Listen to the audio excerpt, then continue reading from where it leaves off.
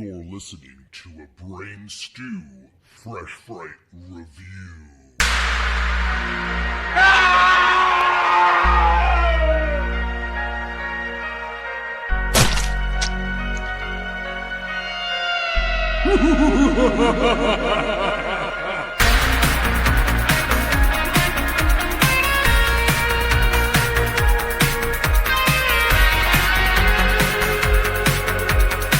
What's up, creeps? Welcome to another Epic Film Guys Fresh Fright review. I'm Justin. I'm Jeremy. I'm BluBrry. And on this episode, we're going to be talking about something familiar, another Christmas slasher movie, the brand new Silent Night, Deadly Night remake from Mike P. Nelson that is landing in select theaters, I should say, this weekend upon the release of this recording.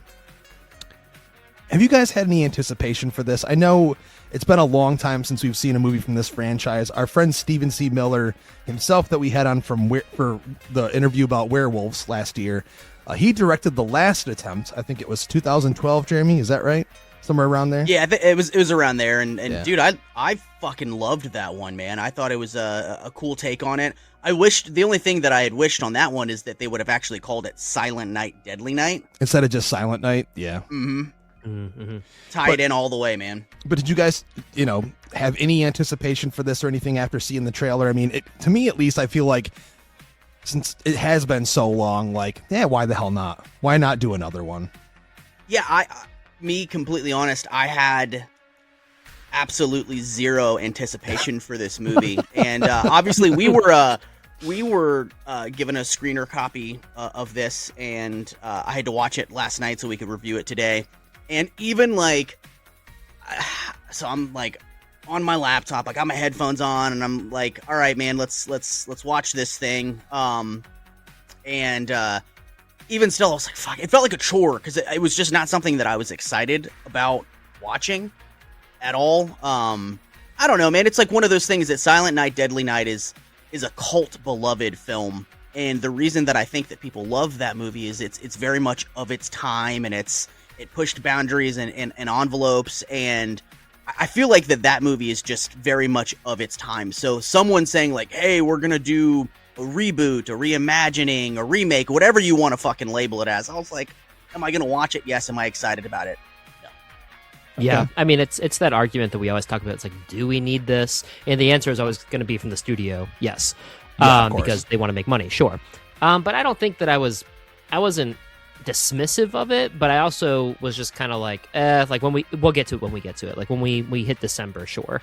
Yeah, I my twin plays in it. Stop so that's fucking great. lying. You were in the movie. You are the lead character. You play Billy in the movie. I'm gonna okay? give you a cease and desist. But yeah, it's Bring on the I don't memes know. with Brady's face pasted over his, please. It's like it's like Jeremy said. The original is such a classic, and I even love the second one for how fucking silly Dude, it is. there's shit in all of the sequels minus part 3. Part 3's honestly awful. Yeah. But I even like part 5. Like there's a few years ago, I forget what label released all of the sequels in one set, and I bought that shit and enjoyed the hell out of it. I, for one, no matter how many of these things we get, I'll always watch Christmas horror movies, Christmas slasher movies. It's kind of like tradition. So I saw the trailer the first time and thought, you know what? It doesn't look amazing by any means. And yes, I am an avid hater of Halloween Ends, but I didn't hate Halloween Ends because of Rowan Campbell. That he was not my issue with that. It was the characterization and the way that it was written and the way the character was implemented within the story so last minute. I have to say right off the bat, I actually think Rowan Campbell is fucking amazing in this movie. He is the only single person that is giving a shit about the material or trying to elevate it or do anything special with it. I really do think he's great in the movie. And it just sucks that he's surrounded by, unfortunately, a lot of really terrible actors. And I know what people are going to say. They're going to come at me and go, dude, the acting in the original.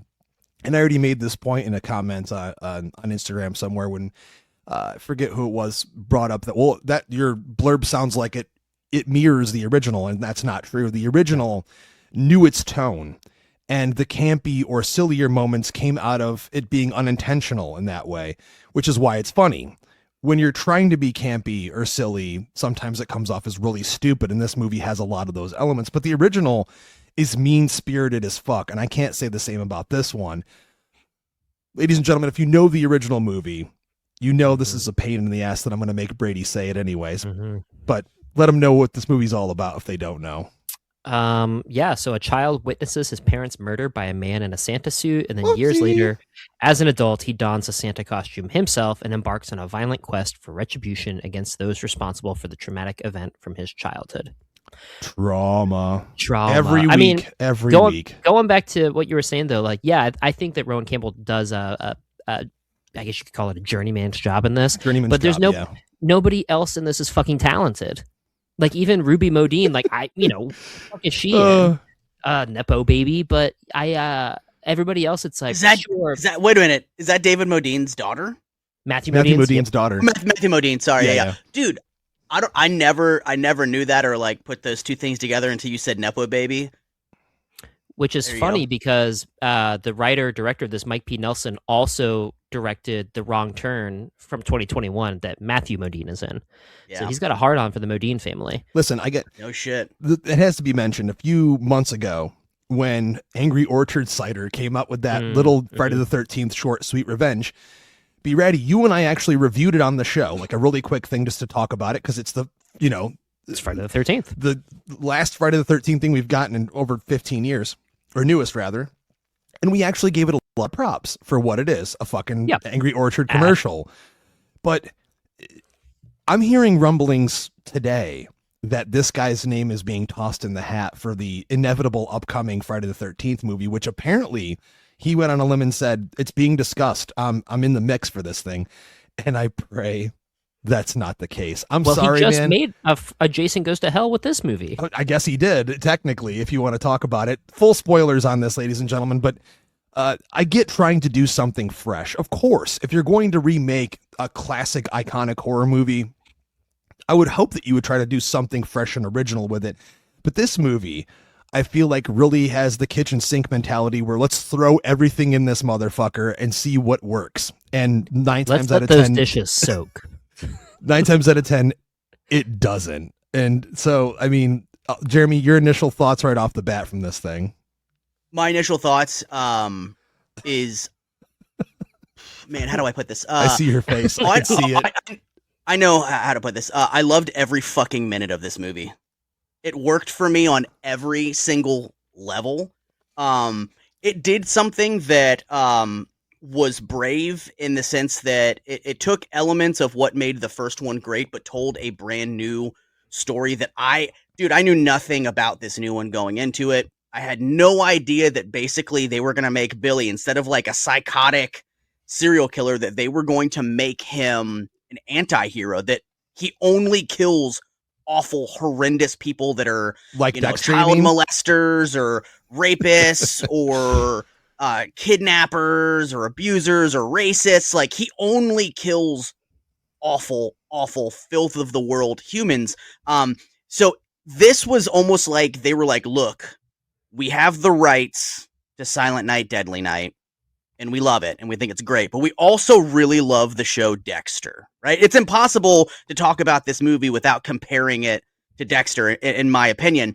And they merged the two together. They made him a fucking anti-hero. And I want to emphasize hero because and it was a twist in the movie as well. It wasn't something that you immediately knew until, you were in the thick of the movie, midway through the movie, that he only kills bad people. He's got, and I'll use Dexter terminology, he's got a dark passenger. So the guy that killed his parents, when he gets killed, the guy ends up being a voice in his head that like is very real. It's not just like, oh, he's insane and he's just hearing things. No, it's like a curse, right? So like all of these things that I had no idea that were going to be incorporated in the story. Dude, every time he suits up as Santa Claus, they literally do a Batman slow-mo shot of him donning his costume like a fucking superhero. Oh god. I fucking loved it. So when you guys told me how you felt about this movie, it added even more dread for me being like, I gotta watch this thing because we gotta review it. So like I was honestly anticipating to go into this thing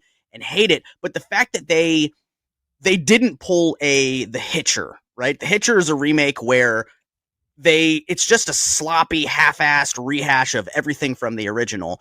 And there's a lot of remakes that are like that, where it's just like, well, let's just take this thing that's already established that has a fan base, and let's just do a new one, but modernize it. But we're not going to do anything else new with it. This did, man. They took a lot of risks, and they did a lot of crazy things that I was not anticipating. I had no anticipation that I was going to fucking love Billy, that I was going to love what he was doing, that there was going to be an emotional toll at the end of the movie where I felt like, fuck, no. Oh, man. Like, it was fun. It was funny. It towed the line of all those things. It was brutal, and at times it was emotional, and it brought me on a journey with something already established that, I can say that we all love the original Silent Night, Deadly Night for their own, for its own reasons and recourse. But this gave me a completely different experience while also honoring so many things from what made the original great, man. I loved this fucking movie, dude. Wow. And I understand. If anyone on the show is going to love it, honestly, it had to be you. It had to be you. So I'm not that shocked. Did you think I was going to love it? I didn't think you were going to love it, but I knew you were going to be favorable on it. More favorable. Yeah. I mean, a lot of the things you mentioned, I don't disagree with at all. I think it did try to do all those things. I just think it executed them extremely poorly, and it wasn't a very good movie because of it.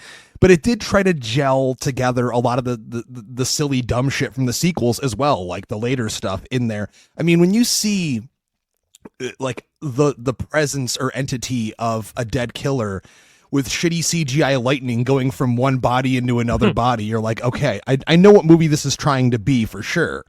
Be ready. You haven't really said much in regards to your initial take on this thing, but I don't know. It's I never want just a straight, copy paste scene for scene remake. Right. Like, that's boring. Nobody wants that. So you obviously want the new director, and he's the writer too, to bring something fresh. But I feel like he replaced this really campy, mean-spirited tale in the original and tried to make it more of a love story. But instead of it just being like a love story between Billy and Pamela, it's like Billy, Pamela, and Charlie, the voice in his head, which didn't work for me because it's like, I'm sick of... I got very sick very quickly of the Venom style voice in his head. Dude, someone watched fucking Venom and was like, let's make that movie with it. And honestly, not to cut you off or anything, but that was one of my biggest gripes, is that there'd be a good scene like between him and another character, like decent dialogue, like they're building to something, and then that voice pops in and fucking ruins it. Like instantly. And the pan around the room. Let's look. The dialogue was so poorly written for that character that like every time he spoke, it's supposed to be funny or charming or witty. It just came off as stupid and just annoyed me. Which again, it's I think tonally was all over the place because, you're supposed to sympathize or empathize with Billy for being this anti-hero, but I never do in the same way that I do with Dexter. And it's the old argument we always have on the show of what's an homage and what is a ripoff. And I think that every influence that he wears on his sleeve is almost like he commits a huge part of that act to it. So whether it's the transference of this killer vis-a-vis Jason Goes to Hell, or it's Venom with the voice, or it's Dexter Morgan and that, like, none of it lands impactfully because he's not committing to one or the other, and they really don't make sense with this. Like, I just don't think that it's a very worthwhile or a story worth telling. I think that there's nothing substantive in here. The kills are fine at some points. Like, I do like, we'll get to it, but that Nazi scene, the Nazi party scene, that's very grindhouse scene. I do like some things of that. And Jer, we were talking before we went on the air, but there are some practical kills that are pretty good in here. Yeah, there is. But just, man, it's so fucking bad. And the ending, the way they end it, you see it coming from a mile away. And I was like, please, for the love of God, do not do this. And they did. And I just, God. It's not great. Maybe we should keep, we're full spoiler here, but I don't know if we want to ruin that because it's like such a... Let's not ruin that element. Well, I'll say this. It's full spoiler. The one thing I did like before we go is I did like the two main callouts. One, garbage day call out. Oh, and I did love I where like that too. Yeah, Billy's on the phone and he's like, "Agnes, it's me, Billy." I did like that. That was fine. The garbage day I expected the entire time. Sure. That was just a given. I knew they were going to throw that in there. Well, I think the guy who actually says that in the movie was a producer on Silent Night, Deadly Night 2.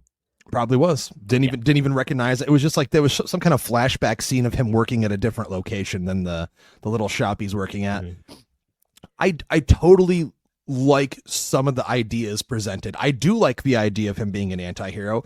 I do like that mentality of he's not just killing random people. I mean, he kind of does that in the original. There's a girl Linnea Quigley's character, right? She's supposed to be watching the kid, and instead she's banging the dude on the pool table or whatever, and he kills her. There's the kids that bully the other kids, and they go sledding on the other kids' sleds, and he chops their heads off. So it's still the same thing. He kills people because they're naughty, except for in this movie, the voiceover, it was intentionally done to sound like Venom. I'm telling you, like it sounded. Mark Atchison, who plays Charlie, the guy in the opening, who did the voice, it just sounded like so over the top that there's a movie behind it that's trying to do some serious stuff, and then you'll get a silly scene like out of nowhere. There's no indication that this town has any kind of Nazism going on, and then he goes into this random middle of nowhere Christmas party. And there's just like 100,000 Nazis in there. I'm like, really? Like, there is a little virtue signaling with this. I get it. Nazis are bad. I do love seeing them get killed. Fuck Nazis. That's what they're trying to say here.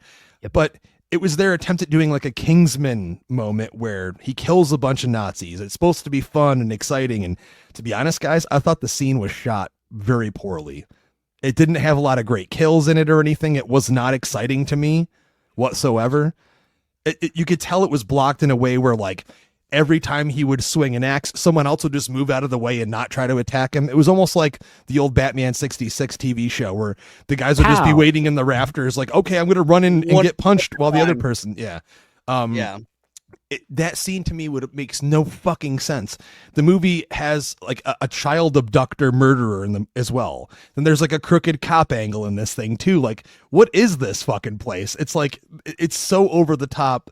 I guess I should have been along for the ride, but none of that stuff worked for me. Yeah. I mean, I think your comments about the Nazi scene not making sense is how I feel about the entire movie. None of it makes sense. I mean, if you're going to do it, I mean, I guess I could get Nelson's mentality behind it, like, fuck it, let's just go for this shit. It's either going to work for people or it's not. And I definitely can see that with other reactions to the movie where people like you, Jeremy, have been like, I had a great time with it. And I wish that I did. I mean, this is typically stuff that would resonate with me, that I'd go, fuck it, after a few beers and just have fun with. But I really missed the mean-spiritedness that the original had throughout. Like, also, I missed that there was actually anything scary about it or like any intensity or tension or suspense, which this movie had none of that. It literally was, like you said, Jeremy, it's almost like a comic book movie.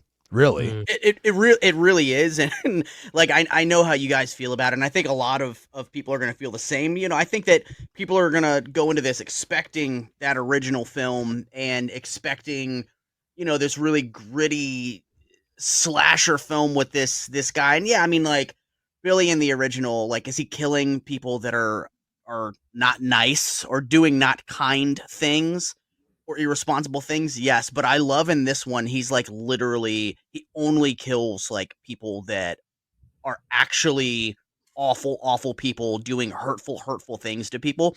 That just really worked for me. And I don't know, man. I it just worked for me. And I think a lot of fans are going to be on the same boat as you guys. They're going to be like, well, this is not what I expected, or I don't like it, or I don't think it's good, which is completely, we say it all the time, film is subjective. That's why I was so excited. I knew how you guys felt about this movie, and then I have how I feel about it, which, man, it's higher than you would think on my best of list for the year. Oh, that's all I'll tell you.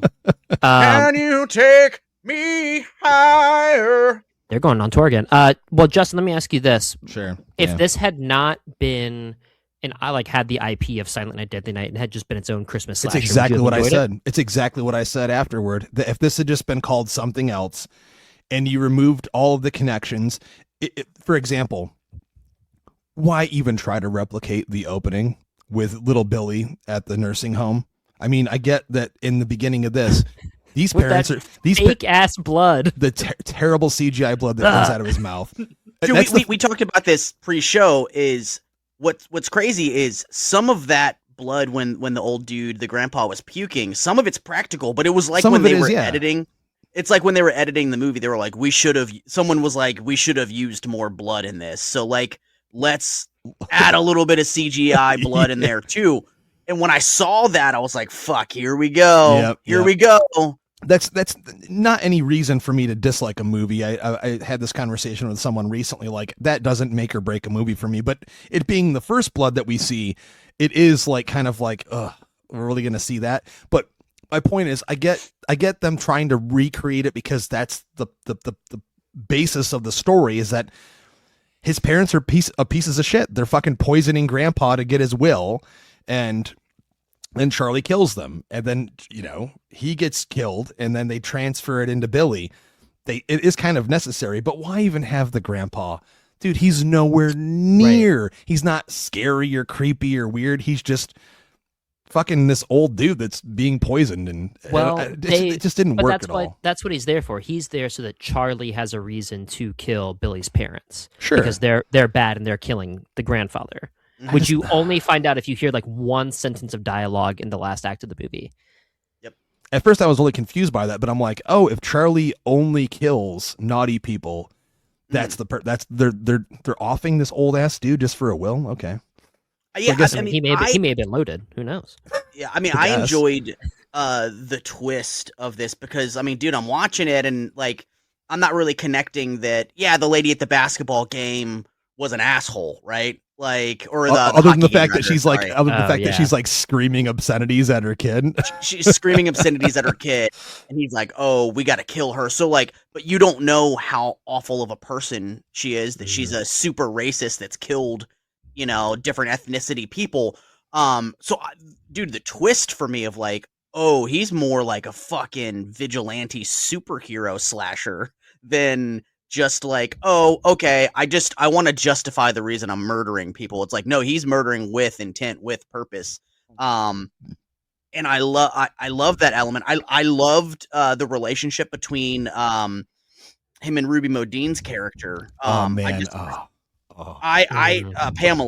I don't know. I really dug it. You know, I watched her on Shameless, and she was great in her run on Shameless. Yeah. She played Lip's girlfriend at one point. She was terrible on that. I think she's terrible in this movie. Sorry. I think she's terrible in this, and I liked her. Her and Campbell have no chemistry in this movie at all. I think the only scene that I watched her and that I was like, that was pretty rough from her, was when she was like emoting after her dad died. I was like, yeah, that was kind of rough. But outside of that, I thought she was fine in this role. Like you guys said earlier, Rowan Campbell was an absolute powerhouse in this and gave a great performance. He really did. And I think that's why anything else that okay, I'm not saying she's the worst actress in the world. I've seen much worse. And yes, there is much worse acting in all of the other Silent Night, Deadly Night movies, but that's not an excuse. I mean, she didn't even take her tits out like Linnea Quigley, though. I mean, we do see a reference to that kill, though. We do see the homage to that kill, which I was like, okay, at least that's cool. And I will say, Jeremy, that the Nazi lady, her kill after the Nazi, after he like burns down the whole fucking barn or whatever, when she's on like a snowmobile or whatever it is, or like a four-wheeler. Mm-hmm. Oh, yeah. It's an homage to the sled kill in the original, and it was fucking awesome. That shot of him standing behind the tree with the bloody axe is awesome. And then when she comes around the corner and he fucking lops her head off, that's a great practical effect. I really loved that. I jumped out of my seat and I cheered for that one. And I was hoping for more of those, because a lot of the kills are either off screen or like there's that vignette later on of all the other people that he killed, naughty people. And there's like practical effects, like practical skulls being split in two and him swiping people up. But I feel like the kills that should have mattered the most don't really have that much impact. You know, like the Nazi scene could have been amazing if he was chopping heads off, or you know what I mean, like cutting limbs off and blood spraying everywhere and having like everyone blood soaked. They just didn't go all in on it, and I felt really disappointed by that. I think that was budgetary reasons. Well, yeah, I mean the movie looks cheap as fuck, dude. Let's be honest, it looks very cheap. Yeah, I found charm in the transference of like when Charlie is dying and he grabs Billy's hand, and there's the transference that now Charlie is a part of Billy, the like little electricity thing. The terrible CGI. Yeah. Dude, I kind of found it charming and fitting for this movie. I don't know. Like I didn't look at it and go, well, that looks like shit. I looked at it and go, yeah, there it is. Okay. And I just accepted it. I think the Nazi scene for sure, you got to think about how difficult it is to film a scene with that many extras and people and all the practical effects that it would take to film it in the way that you guys wish that it was. I understand why, we got the version that we did, and it still worked for me, but I understand what you mean by that. I mean, if you watch the scenes that it's trying to replicate from the Kingsman movies, which I'm a big fan of, those scenes are blocked properly. They're shot properly. Like the actions of each performer are well thought through. Great stunt people involved. My opinion on that is if you can't do it right, if you can't do it good, don't do it at all kind of thing. Like, or it didn't need to be as grand as it was. I mean, they had so many people just hanging out in the rafters, not doing anything. So cool idea, but I think the more I think about it too, what really irritates me is that in the original too, and even talking about like Christmas Evil that we did last week, is, Billy doesn't have a reason that he is killing other than trauma, right? So he's traumatized by a Santa Claus character when he has to be forced to put Santa on in the original. The costume, he, starts killing people who are either, have bullied him or are just there, right? Linnea Quigley didn't do anything to him. She's just there.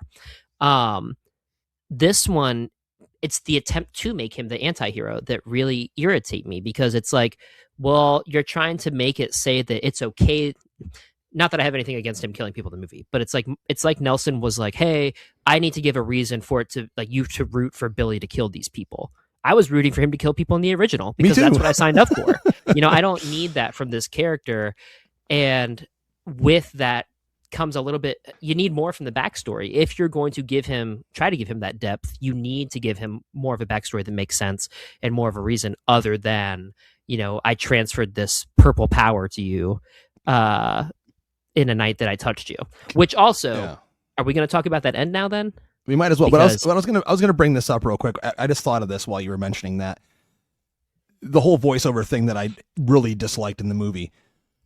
Had they just gone with Campbell's voice, who's a brilliant actor in this movie, it would have been way more serious. Instead of having like, yes, time to kill him, Billy. Like if it was he's bad, he's naughty, like, go kill him. What if it was George Clooney? I mean, that'd be pretty good. You know what I mean? It would have been a lot more serious. It would have been like when you hear a voiceover from Dexter in Dexter. Yeah. It's got a seriousness to it. It's got a level of. Well, they really wanted to convey that they watched really Venom. Did have that he really did have this other guy, other entity, basically living in his brain, and in all fairness, he doesn't talk like this. He just has a deeper registered voice. Dude, it's close enough. I know who the actor is. I've seen him in other movies. Yeah. At times, a gravelly low voice. It definitely, motherfucker, they watched Venom. Okay, they're like, let's do that. It made me laugh a couple times. Some of the like internal dialogue that was going on, and another element that I really loved from this movie is the fact that there's a child abductor serial killer in the same town as. Because why would Billy? This must be like the worst town in the world. Dude, it must be the worst town in the world. But he wasn't a Nazi. Conveniently, and I also loved that he was wearing a Santa Claus mask. So there's like two killer Santa Clauses in the same town. I love that. I fucking hated that. Why would you have him ape his shit? And there's not like this amazing confrontation or battle between the two. Just dude, that dude is a random ass motherfucker. No development to it at all. When the thing they meet or whatever and they fight for very like 2 seconds or whatever it is. Yeah.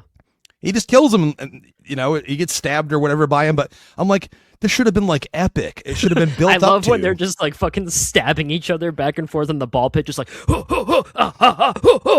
I mean, I liked the ball pit idea. I love it. That was creepy, but again, I thought that was really fucking stupid. I really like go with one thing or the other, or have it all connected, have it make sense to something, not just.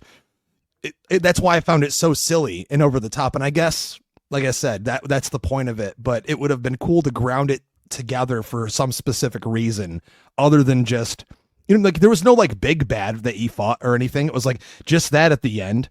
And yes, be ready. Well, then we had the dirty cop, which doesn't make sense. So the cop was helping him abduct kids the entire time. For what purpose? Was he just getting paid? Or maybe was going to traffic them. That's kind of what I took from it, is they were abducting kids and were holding them there and then going to traffic them. Wouldn't she have noticed that this stuff was going on if she dated the guy? Pamela's like, she dated the cop. They didn't seem like they were very serious. It was so what, they just banged one night stand type thing at the they banged and then they got into an argument and he punched her in the face and she like broke up with him. She was like, you hit me and I'll never forgive you or ever be with you. And he's like, guess what, babe? I'm also kidnapping kids. Yeah.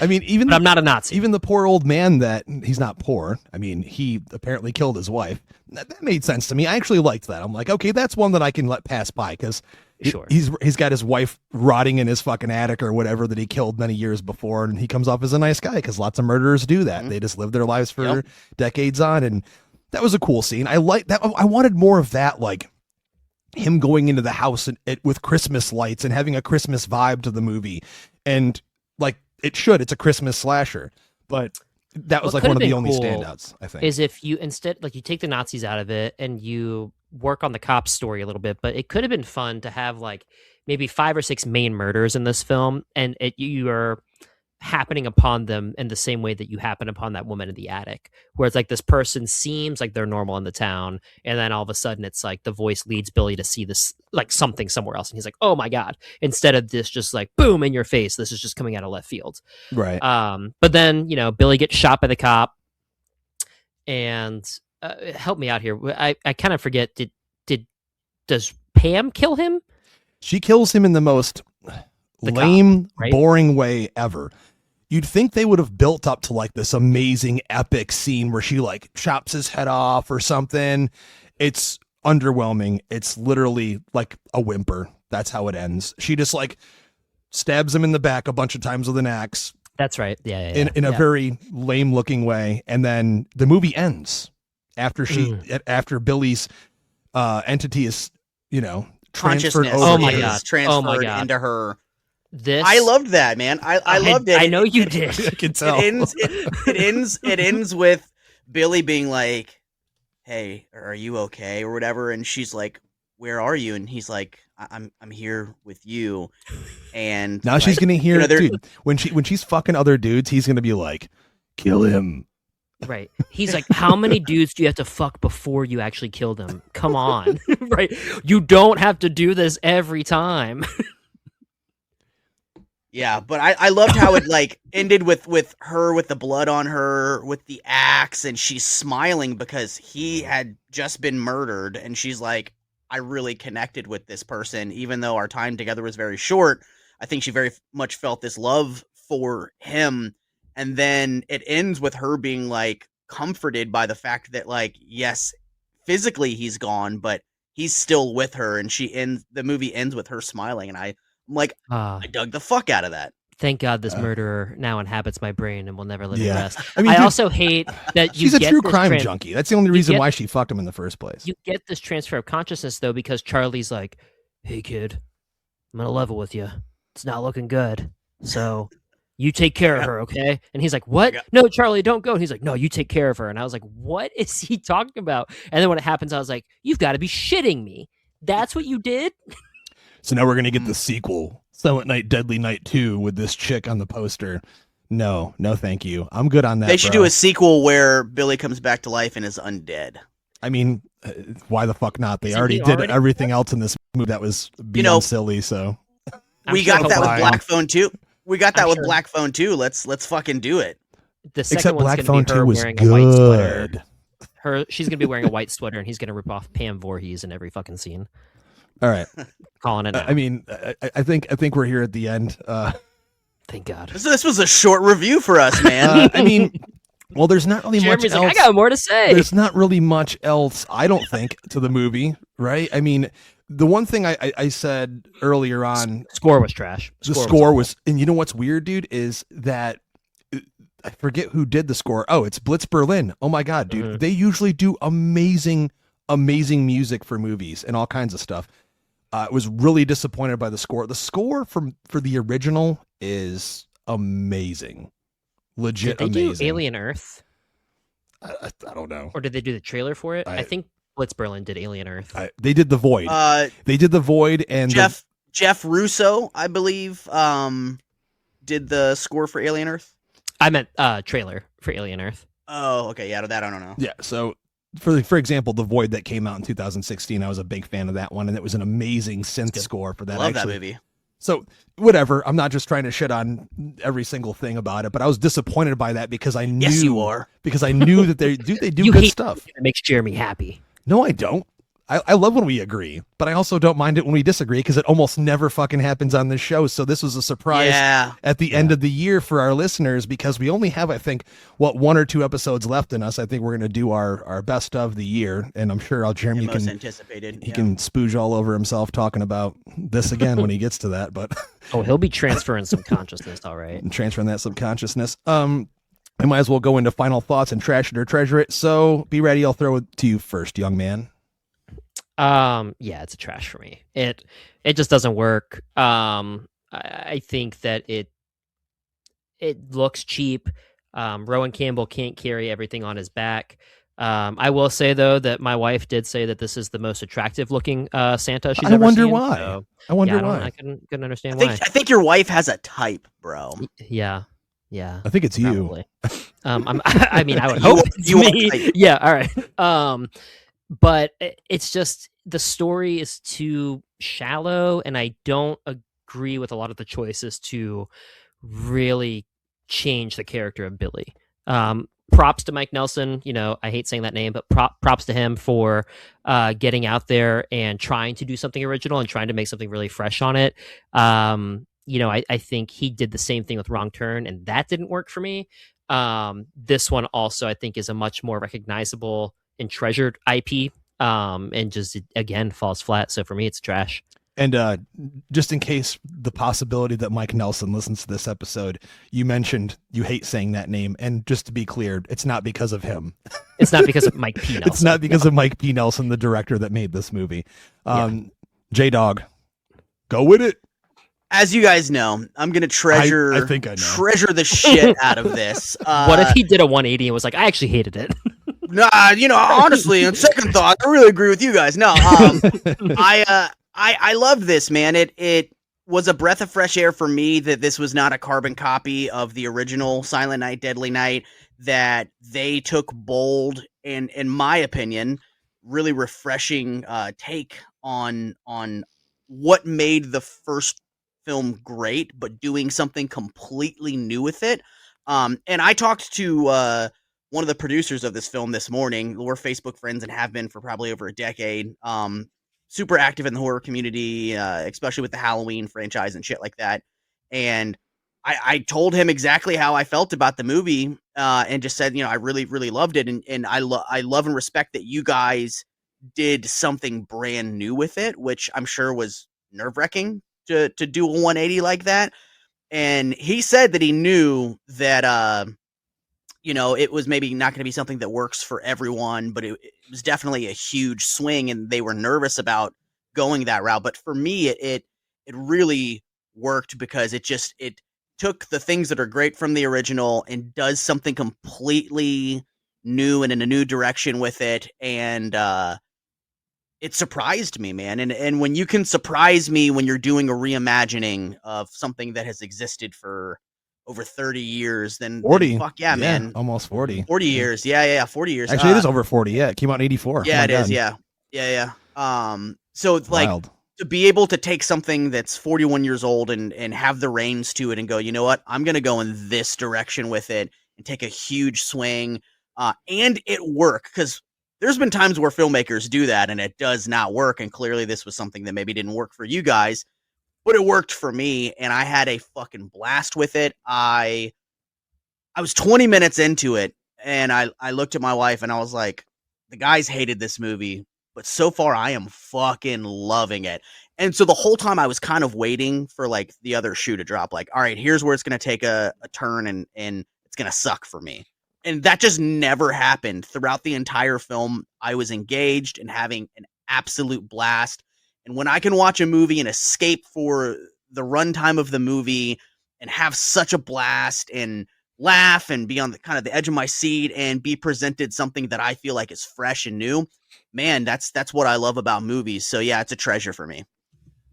Yeah, I mean, I would have loved all of the things that you mentioned that worked for you to work for me, but unfortunately, as I've stated over and over on this episode, they just didn't. The movie just didn't gel. It's unfortunate. And it's funny because you actually had somebody else tell you they hated it before I even told you what I thought of it. Our friend Kellen from Kellen's Petty Talk Show. Mm-hmm. Here's the thing. When he texted me, I hated that movie.